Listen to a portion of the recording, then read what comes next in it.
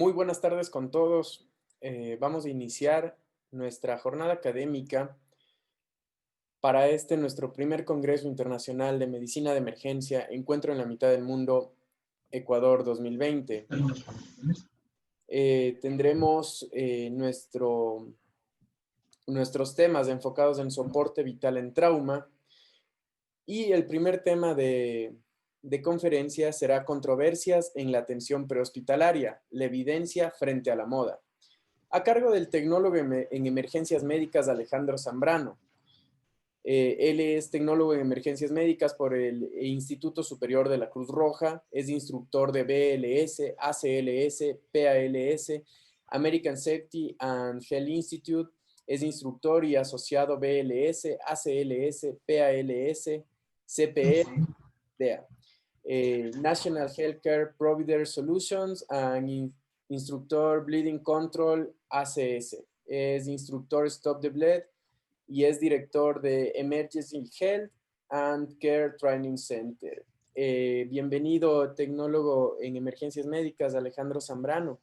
En este momento podemos ya activar nuestro micrófono y compartir la pantalla para iniciar nuestra conferencia.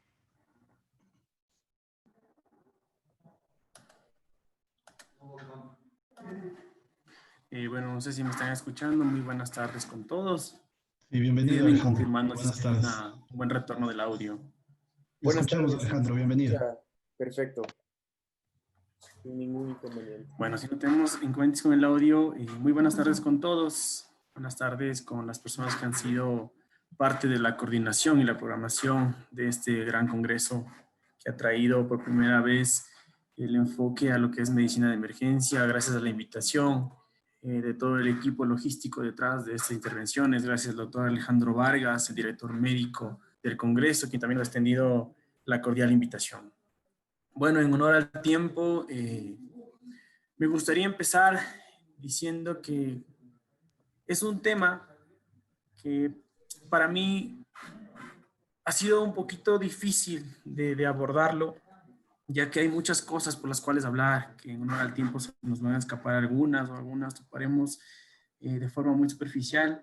Es un tema que estoy seguro que les va a dejar más dudas que respuestas, pero dudas en el buen sentido de la palabra, porque espero que luego de hablar de ciertos temas en esta tarde nos quede por ahí en la conciencia, en la incertidumbre, leer sobre algunas cositas súper importantes que están pasando hoy por hoy. Antes de empezar, quiero pedir un poco de discreción. Vamos a ver imágenes y videos que me han parecido importantes presentar únicamente con fin académico, así que algo de discreción en esa parte. Bueno, vamos a hablar acerca de las controversias de la atención prehospitalaria, la evidencia frente a la moda. Como ya me habían presentado, soy tecnólogo en emergencias médicas en la ciudad de Ecuador. Me he desarrollado en algunos sistemas de emergencia públicos y privados. Actualmente soy el director de Emergency Health and Care, un centro de entrenamiento que es un centro autorizado para American Safety y NAEM. Trabajamos con algunos programas de trauma y soporte vital básico y avanzado. Quiero que nos fijemos en esta primera diapositiva, que creo que es el resumen del tema cuando hablamos de evidencia frente a la moda. Y me gustaría que esto sea un poquito interactivo. Les invito a todos los participantes que a partir de este momento vayan dejando en la caja de comentarios el tipo de sangre que ustedes sean. Entonces empiecen a dejarlo para poder hacer una dinámica interesante al final de la ponencia. Entonces para que vayan dejando ahí su tipo de sangre en la cajita de comentarios, les agradecería muchísimo. Entonces, la evidencia frente a la moda. En la imagen izquierda lo que ustedes pueden ver es una lesión muy similar a la que vemos en la parte derecha. Hoy por hoy, las guías, las actualizaciones, las recomendaciones, los estudios hablan del uso de ciertos dispositivos que tienen peso por demás. Si usted hoy en día va a PubMed y pone torniquetes, va a encontrar un sinnúmero de documentos, revisiones, recomendaciones y demás acerca del uso de torniquetes. Entonces, creo que la imagen es bastante clara, ¿no? El paciente a la derecha con un torniquete, un CAT de séptima generación, versus el paciente en el lado izquierdo tratando de controlar la hemorragia con un pedazo de guante de látex. Entonces creo que es bastante claro que lo que vamos a hablar el día de hoy no es solamente moda, no es el hecho de tener lo último de lo último que haya salido para poder tratar a un paciente de las mejores condiciones, sino más bien es algo que está recomendado, que tiene estudios y que sin duda va a salvar un montón de vidas. Entonces, bueno, vamos a empezar. Como les dije, me hubiese gustado traerles a ustedes un montón de evidencia, un montón de cosas, un montón de dispositivos que están hoy por hoy utilizándose en otras realidades más avanzadas. Hay que tomar en cuenta que en Latinoamérica o en Sudamérica tenemos un retraso bastante importante de cerca de 10 años con respecto a la atención del trauma que vivimos en otras realidades. Y para eso vamos a centrarnos hoy, al menos en este tema, en esta parte de la hemorragia. Tengan en cuenta que la hemorragia es la causa número 1 de muerte prevenible en el trauma, tanto en el trauma prehospitalario civil como el trauma prehospitalario militar. Entonces es a donde muchos de los estudios y muchas de las nuevas recomendaciones con respecto a reanimación y control de daños han hecho grandes avances, no solamente en este año, sino hace algunos años de atrás hacia acá, pero hoy se han visto ya más notorios en dispositivos y elementos que podemos utilizar para controlar las hemorragias en los pacientes. Recuerde que un paciente con una hemorragia activa, una hemorragia importante, puede morir en apenas 3 minutos. Es todo lo que nosotros necesitamos para que un paciente muera por una hemorragia copiosa, una hemorragia sanguinante. Y nosotros siempre vamos a jugar a contrarreloj con respecto a esto. Muchos de ustedes seguramente han visto este logo en muchos lugares. Espero que muchos de ustedes hayan tenido la oportunidad de seguir el curso o el taller práctico de Stop the Bleed. Esto se genera en Estados Unidos a través del consenso de Hartford, que logra reunir a varios especialistas, a varios profesionales de la salud, después de varios eventos como tiroteos, donde hubo varios pacientes que llegaron al hospital o pacientes que no llegaron al hospital. Entonces, todos estos eventos masivos, sea de origen terrorista o sea de origen natural, hay que tomar en cuenta que las estadísticas hablan que más del 80% de los pacientes en un evento de estas características llegan a las casas de salud por vehículos particulares, sea esto un taxi, sea una camioneta, sea cualquier otro tipo de vehículo que no sea una ambulancia, y muchos de ellos llegan sin algún tipo de soporte o medida que logre por un momento solventar la hemorragia que pueden presentarte en este tipo de eventos. Entonces, frente a esto, el consenso de Hartford se crea justamente con estos profesionales diciendo que es importante que, de acuerdo a esta evidencia y estas estadísticas, todas las personas que son los primeros que intervienen dentro de este tipo de eventos estén entrenados y conozcan los elementos para el control de hemorragias. Esta política o esta visión de estos profesionales llega a expandirse, y es por eso que después de varios años, varias actualizaciones y demás, empezamos a hacerle un poquito más de caso y énfasis a la parte de control de hemorragias. Es por eso que programas como el soporte vital avanzado prehospitalario y el soporte vital de trauma avanzado hospitalario empiezan a hacer cambio de sus guías, y en sus últimas ediciones encontramos los protocolos o el manejo inicial del paciente como X, A, B, C, D, E, haciendo mucho más énfasis en el control de hemorragia como la causa prevenible, la mayor causa prevenible de muerte en el trauma prehospitalario. Y de igual manera para TLS lo que nosotros podemos encontrar es el cambio de protocolo o el más énfasis en el C, A, B, C, D, E, que de igual manera está enfocado al control de hemorragias. Vamos a ver este video. Esto pasó no hace muchos días en Ecuador. Voy a bajar un poco el volumen por el lenguaje que vamos a utilizar en este video, al cual también pido algo de discreción. Y quiero que presten atención a lo que pasa.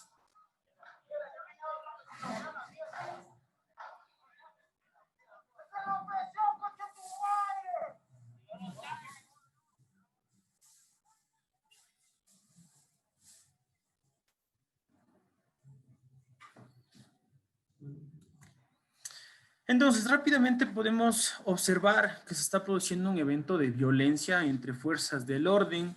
Esto ocurrió en una cárcel y lo que vemos son bajas, tanto civiles como bajas de las fuerzas del orden. Y lo que se evidencia claramente es que están transportando, tratando de evacuar a uno de los caídos. Se nota claramente que tienen un disparo en el muslo derecho con una hemorragia copiosa. Y son plenamente causas de muerte que pueden ser 100% prevenibles. Las fuerzas del orden, como los primeros intervinientes, al igual que Policía Metropolitana, agentes metropolitanos de tránsito y demás, deberían estar entrenados. por más rápido que pueda avanzar un servicio de emergencias prehospitalarias, siempre las primeras personas en el lugar son quienes tendrían la posibilidad y de cierta manera la responsabilidad de aplicar estas primeras medidas para evitar la muerte por hemorragia. Entonces nos queda claro aquí que es súper importante el entrenamiento y que las guías y las recomendaciones en otros cuerpos de manejo del orden o control del orden en otras realidades, en otros países, hacen mucho énfasis en esto, en la prevención, y entrenan a sus personales de policía, a sus personales militares, a sus personales de tránsito, etcétera, en este tipo de medidas, y al final se ha visto que durante estos eventos se salvan vidas. Entonces, nuevamente queda claro el respondernos esta incógnita con la que iniciamos la ponencia, que es la evidencia frente a la moda. Vamos a continuar. Entonces, como les dije, lo que vemos rápidamente aquí es lo que se pudo haber hecho por el paciente, el uso de un torniquete. Tenemos de diferentes tipos, diferentes casas comerciales que tienen las recomendaciones del Comité de Medicina Táctica. Recuerden que la mayoría de estas recomendaciones, estos estudios vienen a partir de las experiencias que dejan el tratamiento traumático de pacientes en ambientes hostiles o en enfrentamientos o en guerras. Entonces podemos ver torniquetes para extremidades, podemos ver torniquetes de unión en la parte inferior derecha, como es el subjunctional. Podemos encontrar torniquetes abdominales que lo que buscan es ejercer tanta presión para tratar de impedir o disminuir el flujo sanguíneo de la vena cava inferior en pacientes que tengan lesiones importantes en pelvis, amputaciones bilaterales de miembros inferiores, etcétera, en donde las hemorragias son copiosas y son bastante complejas de controlar. Entonces, rápidamente vamos nosotros a disipar 4 mitos que existen acerca de los torniquetes. Entonces, primero, el primer mito es que los torniquetes no se usan. Y esto es completamente falso. Como les dije, pueden ir a la web, a cualquier sitio que tenga credibilidad dentro de artículos o revisiones, y pueden encontrar infinidad de artículos y revisiones acerca de la medicina prehospitalaria y el uso de torniquetes y los beneficios de los mismos. Los torniquetes se usan completamente, puede ser la primera opción cuando encontremos un paciente con una hemorragia copiosa. Segundo, los torniquetes, habían algunas literaturas que hace no mucho tiempo hablaban de aflojar los torniquetes cada 15 minutos, cada 10 minutos, cada 1 hora, etcétera. Y esto no es cierto, los torniquetes no se aflojan. El tiempo de duración, yéndonos al tercer punto, de un torniquete puesto en una extremidad va de 120 a 150 minutos. Pasadas las 6 horas del uso del torniquete, nosotros estamos entrando en una línea en la cual podemos generar algún tipo de lesión irreversible en un tejido. Entonces, hay que tener esto bastante en cuenta. Y como cuarto punto, son la última opción. No, los torniquetes son la primera opción cuando encontramos un paciente que amerite o que tenga características de lesión que amerite un torniquete. Los torniquetes han demostrado en menos del 2% de los pacientes que puede haber pérdida del miembro en donde se ha puesto un torniquete. Y este 2% va relacionado con respecto al tipo de lesión del paciente, que es decir, que la lesión fue tan profunda, la lesión fue tan amplia que tuvo que perder el miembro por la lesión y no por el uso del torniquete. Entonces, no es solamente moda de andar a llevar uno de estos dispositivos en el automóvil, de dejar este tipo de botiquines que tenemos de gasas con alcohol y cotonetes en botiquines de auto, en botiquines de buses, en botiquines de escuelas y demás. Es importante, y es tan importante, saber controlar un sangrado como lo es saber hacer reanimación cardiopulmonar básica. Entonces, seguimos desmintiendo un poquito o aclarando un poquito más el asunto de la evidencia frente a la moda. Entonces, estos 4 mitos quedan completamente descartados. El programa Bleeding Control, que espero que algún día lo puedan tomar, sea en Ecuador o no, espero que se acerquen y lo hagan, nos dejan claro estas pequeñas, estos 4 puntos, se puede decir, que es para el control de hemorragias. El 1, torniquetes solamente para extremidades, no torniquetes en cuello, no torniquetes en abdomen, no torniquetes en pelvis, salvo que sean torniquetes de unión que pueden ir en tórax para región axilar o en pelvis para región inguinal. ¿Okay? Tenemos empaquetamiento de heridas para zonas de unión o para lesiones que generen un área amplia en la cual se pueda controlar o se deba controlar la hemorragia a través del empaquetamiento de una herida. Es algo que ya se lleva haciendo mucho tiempo en quirófano, es algo que ahora está más recomendado, se está viendo más a la luz en la medicina prehospitalaria a través del uso de vendajes con agentes hemostáticos como puede ser chitosan o kaolin. Tenemos también el uso de dispositivos como el IT clamp para hemorragias o para lesiones en cuero cabelludo que son bastante escandalosas y un poco difíciles de controlar con vendajes o capelinas. Y tenemos también el IT clamp para lo que es hemorragias en cuello, que también son una de las lesiones que son más difíciles de controlar. Y para lo que corresponde a lesiones en tórax, siempre utilizar parches de tórax. Voy a pasarles otro video. Esto no pasó de igual manera, pasó la semana anterior, lamentablemente, en la ciudad de Quito.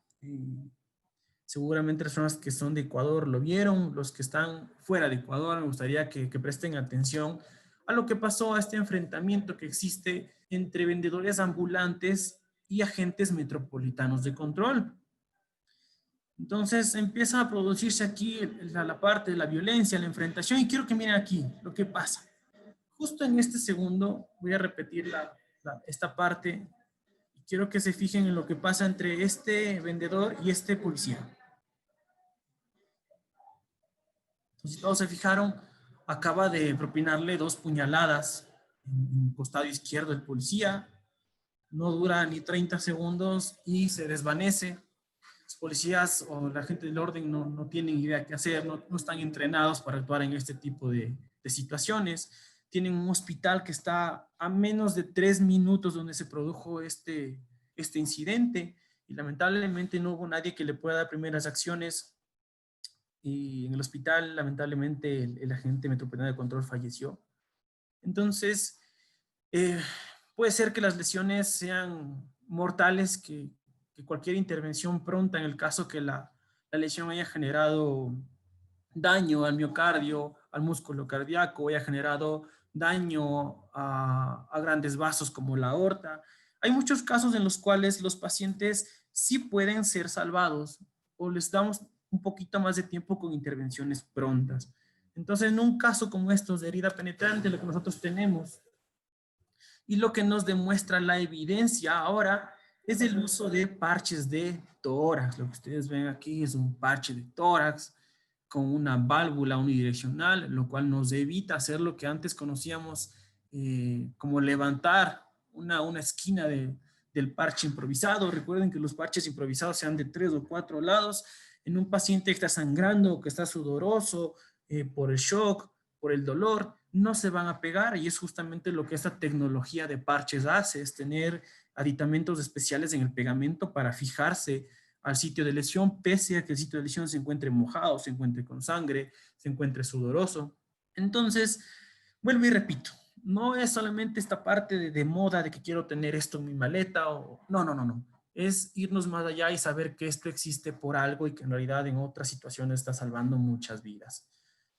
Entonces lo que ustedes ven aquí es algo súper simple de usar, es nada más de abrir, retirar la parte de que está cubriendo el adhesivo y colocar perfectamente esto en el sitio de lesión, sea por herida de arma blanca, sea por herida de arma de fuego, y con esto tratar de impedir que el paciente evolucione esta lesión a un neumotórax de atención, que es una de las causas también de muerte o de parada cardiorrespiratoria. Siguiendo con la intervención, lo que les había comentado, hay dispositivos que también nos permite controlar otro tipo de heridas como cuero cabelludo, cuello o heridas en las que se puedan hacer una fijación pronta. Este dispositivo tiene una forma de vincha. Lo que hace es fijarse a presión y controlar el sangrado hasta que se puedan hacer intervenciones quirúrgicas adecuadas. Pero bueno, una vez que nosotros hemos aprendido a breves rasgos a controlar la hemorragia del paciente, tenemos que también entender cuáles son los procedimientos de reanimación y cuáles son las recomendaciones de reanimación para estos pacientes. Tenemos que empezar a sacarnos de la cabeza lo que hemos hablado hace muchos años ya, el asunto de colocar 2 vías endovenosas de gran calibre, teniendo en cuenta que la reanimación al paciente tiene que ser cuidadosa, basado en metas, y que no podemos diluir al paciente y no podemos empeorar el triángulo o el diamante de la muerte con los 3 componentes y 4 componentes que conocemos como es la cirrosis, la hipotermia, la coagulopatía y también la hipocalcemia. Entonces, tratemos de quitarnos esta parte de la cabeza y entendamos que Tenemos otras alternativas, como por ejemplo en un paciente con un sistema cardiovascular colapsado por shock o parada cardiorrespiratoria, un paciente va a tener un sistema complejo, va a ser muy difícil que incluso para el más experimentado de ustedes en obtener un acceso endovenoso, va a ser duro colocar un Catlón 14. Entonces no nos obsesionemos con esta parte y optemos por otras alternativas, como por ejemplo un número 18, que tiene un flujo de 105 ml minuto, que es nada despreciable, mientras usted está perdiendo 5 o 10 minutos intentando poner un Catlón 14 con un 18 en esos 5 o 10 minutos ya le pudo pasar 2 bolsas de sangre a este paciente. Entonces, algo que nosotros tenemos que empezar a sacarnos de la cabeza esta forma de reanimación y empezar a manejar los protocolos y las recomendaciones de reanimación hipotensiva a través de metas en rangos de edad. Eso también está descrito, no podemos entrar en detalles por honor al tiempo, pero los invito a que hagan una revisión de esta parte de reanimación hipotensiva. Si es que el acceso intraóseo es difícil, hoy por hoy se están haciendo mucho más conocidas estas alternativas como son las pistolas o los gatillos para accesos intraóseos. El volumen de infusión tampoco es nada despreciable. En accesos intraóseos es aproximadamente sobre el 80 ml minuto por gravedad y de 150 ml minuto a través de inyección directa por bolos. Tenemos dispositivos de taladro eléctrico, tenemos también dispositivos de gatillo, que de igual manera hay para adultos, para niños, y tenemos dispositivos como taladros manuales. Entonces, empecemos a sacarnos de la cabeza esta obsesión por los dos calibres grandes en ambos brazos del paciente y diluir al paciente. Recuerde que ningún fluido, sea cristaloide, isotónico, hipotónico, ha demostrado mejoría en ninguno de estos tipos de pacientes. Entonces es importante tener reanimación controlada y a través de dispositivos, a través de vías, sea endovenosa o intraósea, adecuadas y beneficiosas para el paciente. Y finalmente, recuerde, si el paciente pierde sangre, lo que yo tengo que reponer a este paciente es sangre. Y les invito de igual manera, por honor al tiempo, a que ustedes revisen estos dos logos que ven a su izquierda, que es el grupo Thor, y esta iniciativa que es Brother Arms. En el caso del grupo Thor, son un grupo de investigadores médicos que están llevando al siguiente nivel esta parte de las transfusiones en campo, que no solamente el paciente tenga que esperar hasta llegar a un hospital para poder recibir una transfusión sanguínea. Y esto es súper importante, porque como les dije, ninguna solución isotónica, hipertónica, hipotónica ha demostrado mejoría en los pacientes. La sangre solamente se puede reponer con sangre. La sangre es la única indicada y es la única que puede transportar oxígeno hacia los tejidos. Nada más hasta el día de hoy se ha podido demostrar. Entonces, eso es lo que se encarga de hacer el grupo Thor. En el caso de Brother Arms, también del Hospital Southwest de Texas, están también adelantándose en esta parte de las transfusiones en campo. Y vamos a ampliar un poquito más el tema, que lo verán después con el doctor Omar Cangas, pero vamos a darle un pequeño abrebocas con respecto a esto. Y vamos a hacer una pequeña introducción y refiriéndonos al doctor Karl Landsteiner, que es un médico que en 1930 ganó el premio por fisiología y por medicina, el premio Nobel. Y él describió ya los tipos de sangre como A, B y el tipo O. Y a partir de ahí nosotros podemos entender, como por ejemplo, que el tipo A tiene antígenos tipo A y va a tener anticuerpos tipo B y tipo O. Entonces el cuerpo claramente reconoce lo que es un tipo de sangre A y lo que no le corresponde al cuerpo, que serían los anticuerpos para los otros tipos de sangre. ¿Por qué hago esta introducción a esto? Porque es súper importante reconocer que si bien el O negativo es el donante universal para cualquier tipo de sangre, ya que no tiene antígenos de ningún tipo, anticuerpos, perdón, de ningún tipo, hoy en día la mayoría de personas, y no sé si las personas que están ahorita en la sala de los organizadores, me ayuden a hacer un conteo rápido de cuántas personas en la sala que pusieron su tipo de sangre son O positivo. Ayúdenme haciendo un conteo rapidito mientras seguimos ampliando un poquito la idea y ayúdenme diciendo cuántas personas en la sala son O positivo. No sé si me están escuchando los organizadores.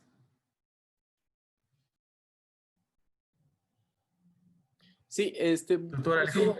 ¿cómo está? Procedo a hacer una votación con el tema del O positivo u otros tipos de sangre para que le den la respuesta y en un minuto estaría listo. Ya, por favor, ayúdenme con eso. Quiero constatar cuántas personas en la sala están conectando son O positivo. Listo. Vamos a acabar esa dinámica después de revisar esto mientras hacemos el conteo. Y bueno, ya hemos visto qué tengo para controlar la hemorragia, qué tengo para hacer la reanimación, con qué voy a reanimar a mi paciente y ahora algo súper importante, ¿a quién voy a transfundir? Hay casos en los cuales es bastante obvio a quién voy a tener que transfundir, como la imagen que vemos en la pantalla, pacientes politraumatizados con pérdidas de volemia importantes, con lesiones importantes, con pérdida y sangrado importante en el paciente. Hay pacientes en los que es muy claro la necesidad de transfusión, pero hay pacientes en los cuales nuestro juicio y nuestra evaluación nos va a llevar a decidir.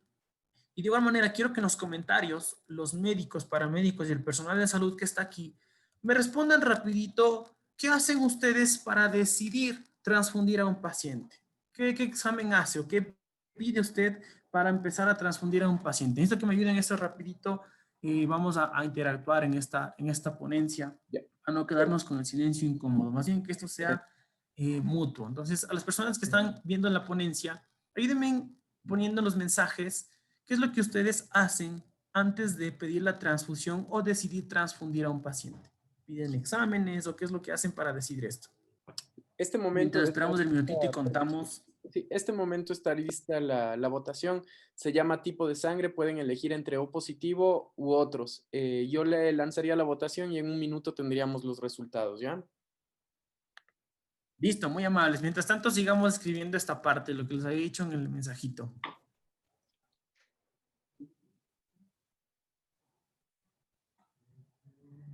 Chévere, me gusta que estemos interactuando. Esto es súper bueno, porque así podemos entender mucho mejor la idea y de lo que estamos hablando. Somos 131 personas conectadas, vamos 83 que hemos realizado la votación. Esperemos un minutito hasta que todos voten.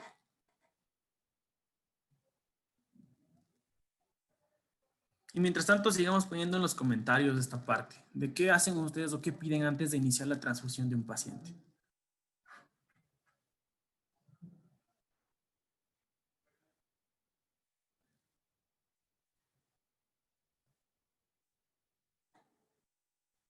Sigan dejando sus comentarios para leerlos ahí. Estoy seguro que todos o la mayoría vamos a coincidir en algo con respecto a la parte del criterio para solicitar transfusión del paciente.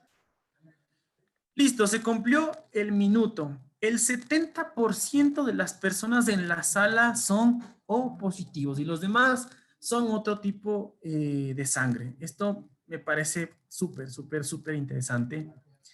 Y ya vamos a ver por qué nos sirve esto. Y ahora vamos a leer rapidito lo que nos dicen las personas que están en la sala acerca de lo que hacen para pedir o solicitar o iniciar la transfusión de sangre. Muy bien, valoración clínica, grupo sanguíneo, gasometría, obviamente tipo de sangre, biometría hemática, gasometría para evaluar, biometría hemática, grupo sanguíneo, macrohemodinamia, muy bien, tipificación, macrodinamia, prioridad de sangre, perfecto. Como le había dicho, todos coincidimos en lo mismo y es la parte ¿de qué creen ustedes? Del hemograma, ¿cierto? Todos quieren hemograma para saber si transfundir o no al paciente. Y ahora les voy a hacer una pregunta. ¿Cuánto se demora este resultado de hemograma en sus casas de salud? ¿Cuánto se demora la tipificación en su laboratorio, en el más rápido? ¿Cuánto creen ustedes que se demora para decir la transfusión del paciente? Mientras tanto, le seguimos llenando de líquido. Y esto es súper importante, ojo. Y entonces vamos a ir al siguiente punto. Pues voy a decir a quién transfundir. Como les dije, en algunos pacientes es bastante obvio y en otros no. Y para que nosotros en pleno siglo XXI sigamos esperando hemograma para decidir la transfusión de un paciente es porque todavía estamos un poquito lejos de lo que es la actualización hoy por hoy. Así que les invito a que nos enteremos y nos vayamos metiendo un poquito más en esta parte del Shock Index. El Shock Index es un marcador que nos indica la probabilidad de mortalidad de un paciente a través de una matemática súper básica que es, ¿cómo obtengo yo el Shock Index de mi paciente? voy a tomar la frecuencia cardíaca de mi paciente y voy a dividirla para la presión arterial sistólica.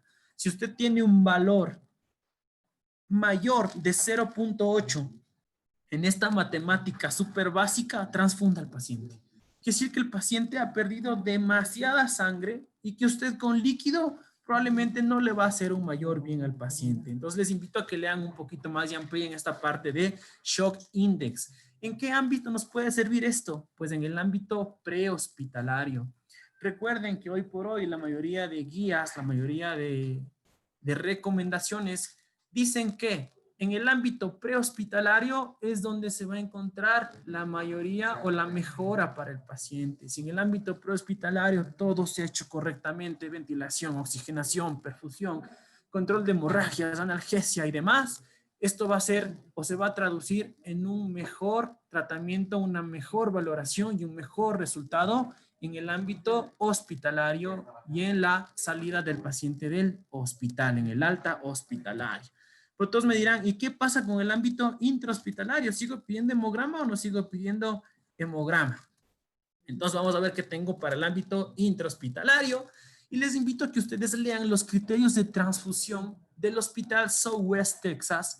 De igual manera, como les dije, es un grupo que está a cargo de esta parte de la transfusión en campo. Están haciendo un montón de investigaciones y muchos de ellos son parte incluso del grupo Thor, que se encarga de esta parte de transfusiones en campo. Ustedes van a encontrar aquí dos líneas que son los criterios para heridas penetrantes y heridas no penetrantes. Entonces, son criterios igual, súper rápidos, matemática básica, es un shock index, más ciertos criterios se cumple el paciente de inestabilidad hemodinámica o de compromiso hemodinámico y con eso te tienen resultados de transfundir o no transfundir al paciente. Y bueno, pero ustedes me dirán, pero sigo con el problema del hemograma, entonces, ¿qué hago? Si es que no tengo sangre O negativo, ¿qué hago? O si no tengo la sangre adecuada para mi paciente, ¿qué hago? Entonces, vamos a volver un ratito a estas diapositivas. Y quiero que ustedes se fijen un poquito en la bolsa de sangre y lean la parte en la que dice RH positivo y más abajo dice low titer o whole blood. Quiere decir que es un RH positivo de bajo título. ¿Ok? Quiere decir que tiene tan pocos anticuerpos que se comporta como una sangre O positivo, perdón, se comporta como una sangre O negativo. Si ustedes se dan cuenta, el 70% de las personas que estuvieron en la sala el día de hoy son personal que tienen O positivo.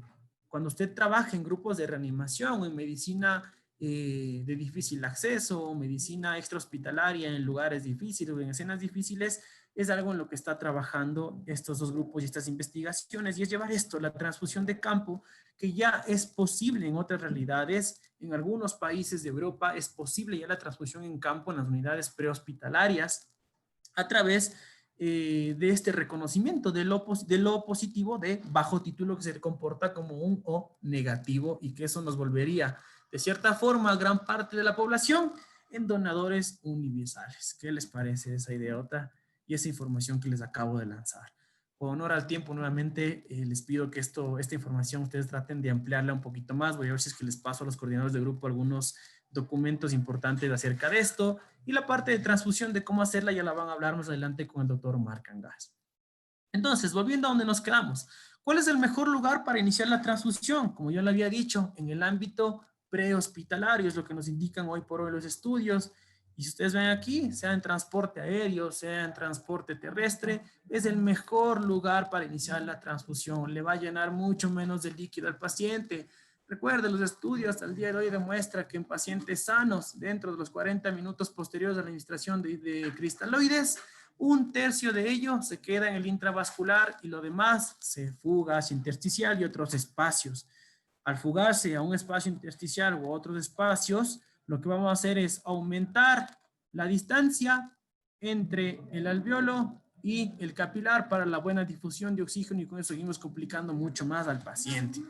Entonces, el inicio de la transfusión en los primeros 30 minutos en el área prehospitalaria ataca el punto en donde todos los pacientes con características de shock importante se mueren. Es por eso que es súper importante. Cada minuto en el retraso en la transfusión masiva aumenta la mortalidad en un 5% para cada uno de estos pacientes. Y tengan en cuenta algo, la hora dorada de la que hemos venido hablando en algunas recomendaciones o en algunos libros, ya es demasiado tarde para este paciente. En los 30 primeros minutos usted puede atacar el punto o la línea o no cruzar la línea en la que todos los pacientes mueren, ¿sí? Pero ustedes me dirán, ¿y ahora cómo llevo sangre en una ambulancia? Y entre todas las preguntas que ustedes se hacen, tenemos 3 problemas, se puede decir, los principales con los que nosotros nos vamos a topar, pero son problemas que sin duda tienen solución. Entonces, primero, el transporte.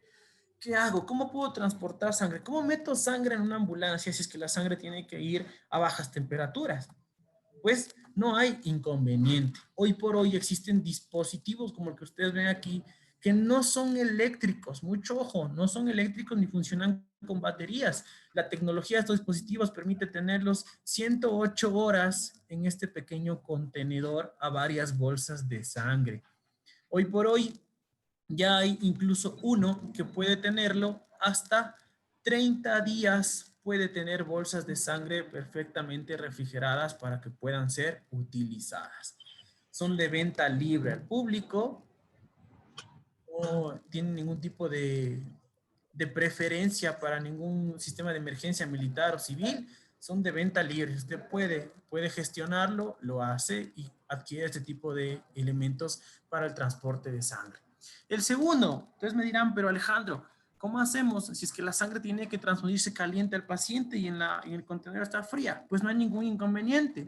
También tenemos calentadores de fluidos y de sangre, como el que ustedes ven aquí, que incluso en el 2019 en EMS World tuvo un premio por la tecnología que presentaba este tipo de dispositivos. Y no es el único que existe en el mercado, ojo. Hay varios tipos de dispositivos que existen en el mercado que nos pueden dar estas características para calentar fluidos y sangre. Y tercero, el que todos se preguntaban, ¿qué pasa con la compatibilidad? ¿Qué pasa con el hemograma de mi paciente, las pruebas cruzadas, etcétera? Pues aquí tienen esta pequeña tarjetita que es la tarjetita de Eldon. Les invito a que revisen qué es la tarjeta de Eldon. Y es una tarjetita súper simple que no cuesta más allá de $5, en los cuales ustedes con 4 gotas de sangre y el reactivo que tiene la tarjeta pueden determinar el tipo sanguíneo de una persona en menos de 5 minutos. Así que los peros existen y las soluciones también están disponibles para empezar a hacer esta prehospitalaria del siglo XXI, en especial en este tipo de pacientes. Y bueno, también en la parte de reanimación y control de daños, el ácido tranexámico, que es algo maravilloso que nos dejó el Crash 2, que eso también entrarán a profundidad las nuevas actualizaciones con el doctor Omar Cangas, ya que hay unas nuevas actualizaciones con respecto al uso del ácido tranexámico, que también se usa en este tipo de pacientes y ha demostrado una mejoría absoluta. ¿Okay? Tomando en cuenta todo lo que hemos hablado en estos minutos, les voy a pasar el último video y nos vamos a responder solos esta duda que nos hicimos con respecto a la evidencia frente a la moda. Entonces, ¿qué haríamos ahora? Después de conocer todo lo que hablamos en estos 47 minutos con el paciente que ustedes van a ver a continuación.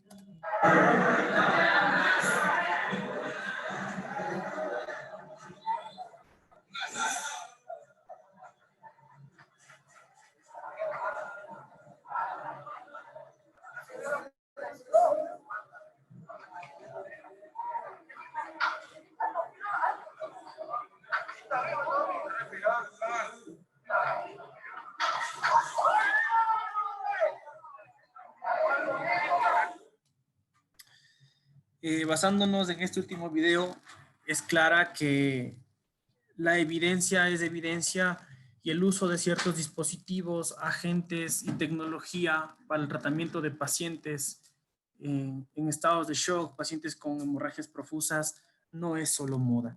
Espero que la intervención les haya sido de ayuda, que les haya dejado con muchas ganas de seguir leyendo sobre esto que les acabo de contar, que no es algo tan nuevo y tampoco tan viejo, es algo que se viene hablando ya durante varios años, pero que hoy por hoy se está haciendo mucho más visible, está haciendo mucho más disponible en realidades como las nuestras en Sudamérica, en donde, como les dije, tenemos varios años de retraso con respecto al tratamiento y medicina de emergencia del siglo XXI. Para finalizar, quiero dejarles esta frase y esta presentación que les acabo de dar, cuando yo la recibí completa, reanimación de control de daños, de un médico que respeto mucho, me pareció que es algo que hay que compartir con todos. Si es que no difundimos la información y no la compartimos, seguiremos haciendo prehospitalaria y medicina de emergencia de las cavernas. Entonces, para finalizar, recuerden siempre que la brecha entre que una persona viva o muera se cierra con el entrenamiento. Entrenen, entrenen y entrenen hasta que sean los mejores. Y cuando hayan sido los mejores, sigan entrenando. La autosuficiencia mata. Con esto quiero finalizar, agradecerles a todos, dejarles ahí nuestras redes sociales. Si es que desean tomar alguna vez el curso Stop the Bleed en Ecuador, encantado, nuestras puertas están abiertas y si quieren saber más del tema, nuestras puertas y redes sociales están abiertas para que se comuniquen con nosotros. Agradecerles a todas las personas que estuvieron aquí atentos a esta charla para iniciar esta jornada el día de hoy. Agradecer nuevamente a los organizadores, al doctor Vargas y a todas las personas quienes han hecho posible traer hacia ustedes estas actualizaciones, estos nuevos manejos. Y un fuerte abrazo desde donde me encuentro hacia todos los rincones del planeta. Muchas gracias. Estimado Alejandro, la presentación sin duda alguna es de las mejores que hemos tenido en el transcurso de estos ya 6 días del primer Congreso Internacional de Medicina de Emergencia. Felicitaciones por ello. El destino del herido yace en las manos de aquel que aplica la primera gasa. Lo dijo Nicolás Sen en 1854. Y sin lugar a dudas, Alejandro Zambrano, que nos ha hecho el honor de encender su cámara finalmente, lo ha dejado por demás claro. La cantidad de protocolos que existen de atención prehospitalaria y que se encuentran disponibles públicamente en Internet observan muchas veces grandes diferencias con respecto a lo que comúnmente y en la práctica se aplica. Alejandro Zambrano nos ha guiado el día de hoy sobre las controversias más frecuentes en cuanto al control del sangrado, basado también en su amplísima experiencia como instructor de, entre otros cursos, Stop the Bleed, en su centro de capacitación llamado Emergency Health and Care en la ciudad de Quito. Estimado Alejandro, un par de preguntas. Claro, con mucho gusto. Con respecto al manejo de la inmovilización cervical y espinal como protocolo en atención prehospitalaria, ¿qué concepto tiene? Recuerden que el día de hoy ya existen también protocolos y mejores manejos de acuerdo al pensamiento crítico y las necesidades del paciente. Tenemos nosotros inmovilizaciones selectivas y restricciones de movimientos selectivos. Tenemos protocolos como Nexus o guías Nexus para la inmovilización de pacientes y tenemos C-Spine Score también para inmovilización de pacientes. Recuerde, también ya nos estamos hablando de medicina prehospitalaria del siglo XXI y tenemos que sacar de la cabeza que todos los paramédicos somos, aunque suene feo el término, tablólogos, que todo paciente que tenemos de trauma tiene que ir con un collarín y una tabla. Eso completamente desmentido. Por favor, revisen los protocolos, las recomendaciones, criterios Nexus y C-Spine Score para que se puedan enterar y entiendan mejor cómo funciona esta parte de la restricción espinal y la inmovilización selectiva. No todo paciente que va con collarín tiene que ir con tabla y no todo paciente que va con collarín tiene que ir acostado. Perfecto, muchísimas gracias. Importante lección para todos aquellos que hacemos medicina de emergencia y muchas veces exigimos que los pacientes sean transportados desde prehospitalaria hacia las salas de emergencia en tabla. Nos enojamos y reclamamos inclusive que el paciente llegue no adecuadamente inmovilizado, entre comillas, sin considerar que el tecnólogo licenciado en atención prehospitalaria hizo una valoración adecuada de la escena y consideró o no la pertinencia de inmovilizar. Asimismo, para aquellos colegas que llegan a dejar pacientes en salas de emergencia, no permitan nunca que su juicio clínico sea juzgado de forma arbitraria a lo que ustedes han decidido y defiéndanlo siempre. Estimado Alejandro, otra pregunta. Con respecto al manejo del paro cardíaco extrahospitalario, tiempos de reanimación y la decisión de terminar la reanimación en la prehospitalaria. Excelente pregunta, me parece súper buena. Recuerden que dentro de los protocolos no existe un tiempo estimado. Cuando usted va a reanimar a un paciente en el área extrahospitalaria, un paciente por causa traumática de paro cardíaco, tiene que enfocar sus esfuerzos de reanimación a corregir la causa del paro de ese paciente. Si usted agota todas las alternativas terapéuticas dentro de 5, 10, 15 o 20 minutos, también tenga en claro los criterios y la ética de la reanimación, criterios de futilidad y demás. Pero recuerde que la reanimación va enfocada en el paciente traumático a corregir las causas. Si usted a un paciente en parada cardiorrespiratoria no corrige la hemorragia y no le da sangre, el paciente no va a salir del paro. Si usted un paciente en parada cardiorrespiratoria por neumotoras de tensión no ha corregido neumotoras de tensión, el paciente no va a salir del paro. Entonces, siempre tiene que ir a agotar todas nuestras alternativas terapéuticas o de tratamiento para el paciente antes de decidir la finalización de los intentos de reanimación. Obviamente también tener en cuenta la logística, cuánto personal humano y talento humano cuento para realizar dicha reanimación antes de decidir. No existe recomendaciones que hablen de 2, 5, 10, 20 minutos. Enfoque su reanimación de acuerdo a las metas. Si cumplió todas las metas y todos los esfuerzos terapéuticos y el tratamiento y el paciente no sale de la parada cardiorrespiratoria, decida la finalización. Parecería ser entonces que, y con base en la última diapositiva que nos presentó, el hecho de entrenar hasta volverse el mejor es la respuesta para esta parte. La valoración inicial continúa siendo el puntal sobre el cual se eleva el pronóstico final, funcional y vital de los pacientes. Así que esa debe ser la premisa, ¿no? Más aún ahora modificándole, gracias a las aclaraciones que se han hecho a lo largo de la presentación, con el control del sangrado como primera actividad a nivel de la prehospitalaria y también en las salas de emergencia, de lo cual el doctor Omar Cangas nos hablará un poco más adelante. Finalmente, Alejandro, manejo de dolor a nivel prehospitalario y manejo de los pacientes con delirio excitado a nivel prehospitalario. Experiencias, manejos. Muy buena pregunta. Algo que las guías también han demostrado hasta el día de hoy, y me gusta decirlo así, en otras realidades muy diferentes a las nuestras, es que nosotros, lamentablemente, hablo muy centrado en la parte de Ecuador, seguimos utilizando ciertos medicamentos que no son de uso rutinario o no están dentro de protocolos en otras realidades. Un ejemplo claro es el uso, por ejemplo, de ketorolaco en las áreas de emergencia o en la medicina prehospitalaria, cuando en otras realidades el fármaco por elección es la ketamina. Entonces creo que todavía tenemos muchos peldaños, muchas gradas por subir en este aspecto y depende mucho, como bien lo dijo el doctor Vargas, el entrenamiento. Sin entrenamiento no podemos exigir, aunque lamentablemente muchas veces está muy arriba de nosotros la decisión de compras, de cambios de protocolo y demás. Antes de yo empezar esta intervención, me puse a revisar los protocolos del Ministerio de Salud Pública para el área extrahospitalaria.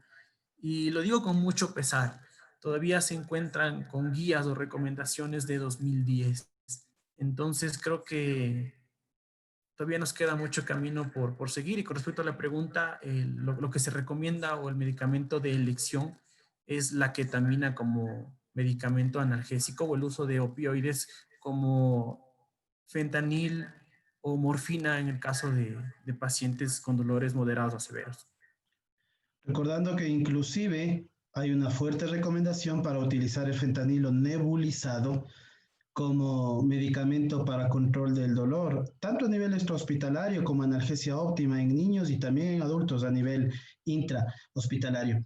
La última pregunta, estimadísimo Alejandro, realmente ha sido un verdadero gusto tener el día de hoy aquí. Nos preguntan qué dispositivos se podrían improvisar para el manejo del trauma en las áreas de bajos recursos. Hemos visto Muy buena torniquetes, pregunta. hemos visto parches de tórax. ¿Qué podemos hacer? Recuerde siempre una cosa, la improvisación siempre va a ser el plan Z, es lo último que usted va a tener que hacer, pero si lo hace, de preferencia es que la improvisación se haga por un personal que tenga experiencia y haya tenido entrenamiento y que llegue a ese plan Z solo por falta de recursos y no de conocimiento. En el caso del sangrado, me gustaría hacer énfasis en que no se recomienda la improvisación de torniquetes. Y para el caso de trauma de tórax, algunas guías nos han hablado antes del uso de fundas o quizá partes de una manta térmica con sellado de 3 o 4 lados ya es indiferente, pero es lo que se puede tratar de improvisar. Sin embargo, tengan en cuenta, como les digo, la improvisación siempre va a ser el plan Z. Y si usted quiere poner o ha intentado alguna vez hacer un parche de tórax con esparadrapo y una funda en un paciente con una herida importante en tórax, seguramente se dio cuenta que es muy difícil que se pegue el esparadrapo al pecho del paciente. Entonces, desde ahí no cumplimos con el objetivo o la meta, que es la oclusión del tórax. Entonces, si es que se encuentran en un lugar de medicina con muy pocos recursos, eh, vuelvo y repito, no recomiendo la improvisación, pero si es que tiene que hacerlo, trate de hacerlo con el mayor conocimiento y la mayor experiencia y entrenamiento. Y tenga en cuenta siempre esto, el índice de falla que va a encontrar al improvisar dispositivos o procedimientos sin la logística necesaria. Muchísimas gracias. Para retomar lo que dijo Sen, sea usted el que pone la primera gasa y hágalo bien.